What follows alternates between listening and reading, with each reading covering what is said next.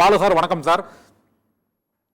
வணக்கங்க. வணக்கங்க. இந்த 69% இடஒதுக்கீடுக்கு ஜாதிவாரி கணக்கெடுப்பு எடுக்காவிட்டால் ஆபத்து, இதனால் கலவர பூமியாகும் என்று அன்புமணி ராமதாஸ் கூறியிருக்கிறார். இந்த கூட்டத்தில் இன்று எடுக்கப்பட்ட முடிவு என்ன, அது என்ன ஆபத்து ஏற்படும் நினைக்கிறீங்க சார்? 9வது அட்டவணையில் இருக்கும் பொழுது அந்த 69% இடஒதுக்கீடுக்கு என்ன ஆபத்து ஏற்படும் என்று நீங்கள் கருதுகிறீங்க சார்? அதாவது வழக்கறிஞர்கள் சமூக நீதி பேரவையின் சார்பில் தமிழ்நாட்டில் சாதிவாரி கணக்கெடுப்பை நடத்துவதற்கான அவசிய தேவைகள் குறித்த கலந்துரையாடல் கூட்டத்தை ஏற்பாடு செய்திருந்தோம்.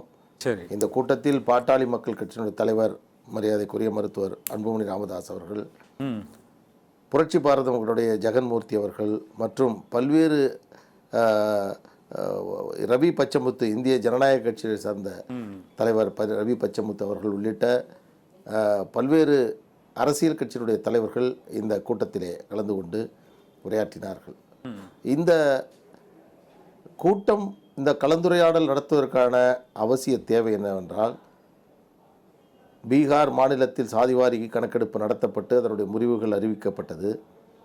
சமீபத்தில் தெலுங்கானா மாநிலத்தில் சாதிவாரி கணக்கெடுப்பு நடத்தப்பட்டு அதனுடைய முடிவுகள் அறிவிக்கப்பட்டு சிறப்பு சட்டமன்றத்தை கூட்டி அது தொடர்பான விவாதத்தை நடத்த இருக்கக்கூடிய வேளையில், தமிழ்நாட்டில் ஜாதிவாரி கணக்கெடுப்பு நடத்தக்கூடிய பிரச்சனையில் தமிழக அரசு, குறிப்பாக தமிழக முதலமைச்சர் இரட்டை வேடத்தை போடுகிறார், பச்சை துரோகத்தை செய்கிறார்.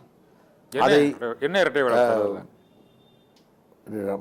அதாவது அவர் செய்யக்கூடிய இரட்டை வேடம் என்பது சமூக நீதி அரசு, திராவிட முன்னேற்ற கழக அரசு என்று சொல்லிக் கொடுக்கிறார்கள். சமூக நீதியினுடைய வாரிசு நாங்கள் என்று சொல்லிக் கொடுக்கிறார்கள். மாநில சுயாட்சியை பேசுகிறார்கள். ஆனால் ஜாதிவாரி கணக்கெடுப்பு நடத்த வேண்டும் என்று சொன்னால் அது மத்திய அரசால் தான் நடத்த முடியும், மாநில அரசுக்கு அதிகாரம் இல்லை என்று ஒரு பச்சை பொய்யை சட்டமன்றத்திலே சொல்லியிருக்கிறார். குறிப்பாக இரண்டு பொய்.